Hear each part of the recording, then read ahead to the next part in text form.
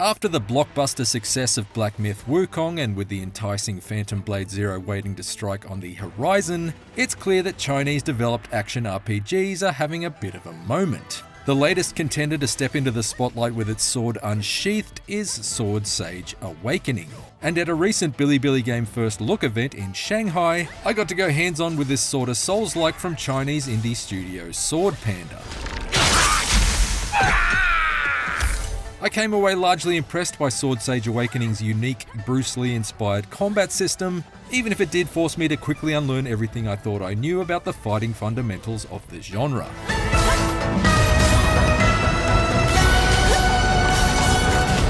Full disclosure, I am not a Souls-like expert. Yes, I've dabbled here and there in the likes of Sekiro and Lies of P, and yes, like millions of others, I've beaten both Elden Ring and its story expansion, because I felt emboldened by the freedom its open world provided in terms of picking from battles in all directions, rather than repeatedly butting my head up against regular walls that block my progression.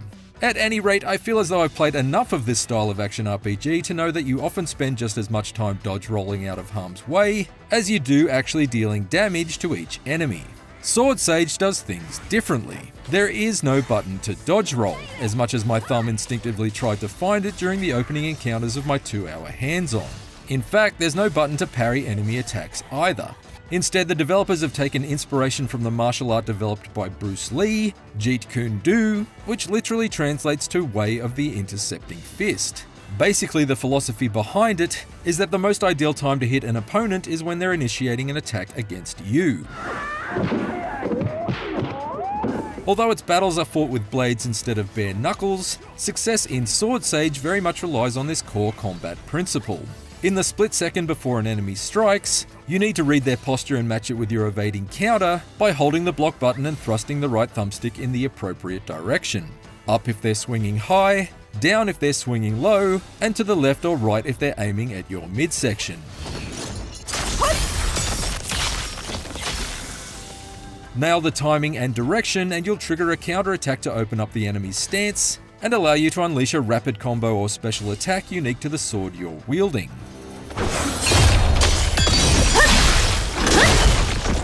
Alternatively, you can just block attacks with your blade as well, unless they're of the unblockable variety from one of Sword Sage's more imposing foes, but shielding yourself with your sword chips away at its durability. Allow it to shatter and it needs to be reforged in the weapon chest slung around the shoulders of Sword Sage's heroine, forcing you to switch to her second blade while your primary weapon regenerates over a period of time. Thus, mastering Sword Sage's evade and counter system is key. In the words of the developers, you must evade the steel and return for Scarlet, as in the freshly drawn blood of your opponent.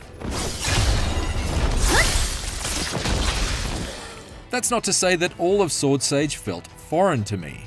Fans of From Software games will feel right at home with its structure, with levels that twist and turn and loop back around on themselves, allowing you to unblock doors and drop ladders to create shortcuts to skip regenerated enemy groups or return to previous save points. In this instance, the campfires of Sword Sage are benches carved from a tree stump and manned by an adorable red panda who serves you tea to rejuvenate your health bar and also helps you craft various consumables for temporary combat buffs and the like. There are also countless areas where you'll be lured into attempting a sneak attack on an enemy guard with his back turned, only to be ambushed by a lunging strike from an unseen foe lurking in your blind spot, which is a signature move straight from the From Software book of playing pranks on players. Similarly, on other occasions I took a wrong turn and came face to face with an entirely optional badass standing eerily still, exuding that intimidating sense of calm that lets you know he's going to put up one heck of a fight and you should probably just walk on by. There were plenty of nice surprises too, like treasure chests that remained sealed shut, until I'd puzzled my way to finding a series of glyphs in the environment to unlock them. At other times, I was amused to discover rival enemy factions at war with one another. Sometimes I'd sit back and watch or calmly sneak past, while other times I'd step in for a few cheap kills in order to snag myself some vital crafting resources.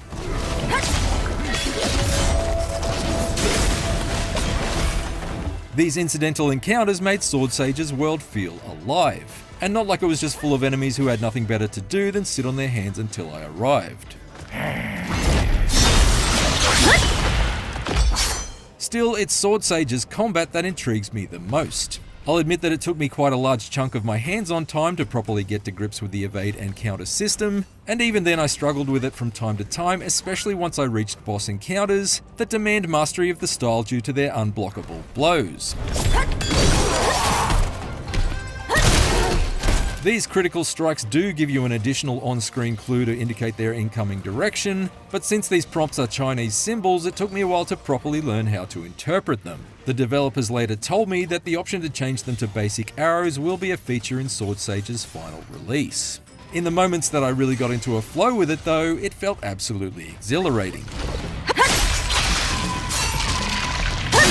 By the time I'd reached Sword Sage's first properly challenging boss fight, I felt far more comfortable anticipating the lumbering demon's heavy blows and gradually chipping away at its lengthy health bar. I still died at the beginning of its second phase, mind you, but hey, at least it felt as though I was making progress.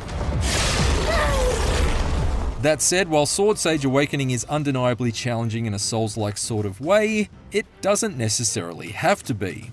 Developer Sword Panda hasn't taken an unwavering get good or get lost approach to its game design like From Software is famous for. Instead, it's included some optional training wheels should you find that your swordplay isn't quite cutting it.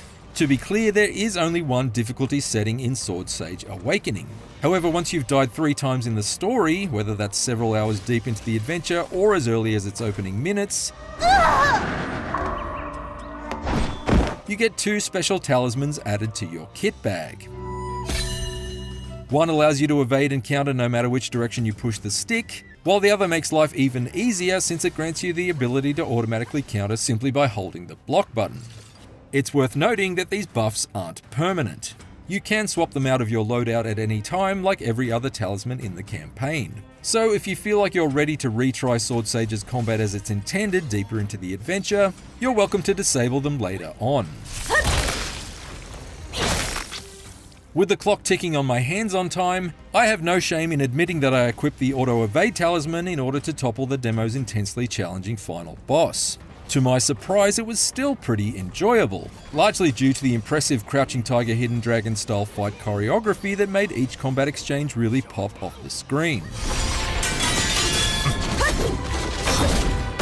Whether my sense of pride would prohibit me from using these assists in the finished game, I can't say. But I'm all for accessibility, and I appreciate that Sword Panda has gone to these lengths to make Sword Sage's challenging swordplay approachable to a broader set of players.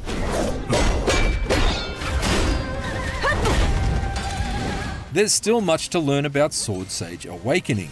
I'm told that its finished campaign will be around 15 hours long, and there's all kinds of weapon modifications and magical powers to tailor your playstyle with that I wasn't really able to dig into during my hands-on. It doesn't have a release window either, but given that the team behind it told me the development was only about 60% complete, and that certainly showed in the PC version's occasionally rough performance, I wouldn't anticipate it arriving until sometime next year. But based off my time with it so far, when Sword Sage Awakening does eventually arrive, it will be one action RPG that I certainly won't be sidestepping. For more IGN previews, check out our hands-ons with Beast of Reincarnation and 100 Nights Defu, and for everything else, stick with IGN.